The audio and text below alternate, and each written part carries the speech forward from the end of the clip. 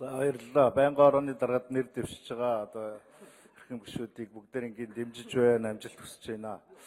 Нийгэм бодлого боловсрол соёл шинжилгээ ухааны байнгын орооны даргад Бацагт даргад хандаад нэг зүйл хэлэх гэсэн.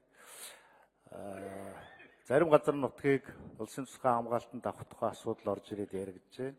Өнөөдрийн энэ хэлцэх хэсгээр санал хураахч байгаа асуудал бол ноён уул орчмын газрыг улсын тусгай хамгаалтанд авах тухай асуудал байгаа шүү дээ. Би тэнд хандж байгаа нь ноён уул орчмын газар бол зөвхөн байгаль экологийн асуудал биш, бас соёлын асуудал байгаа.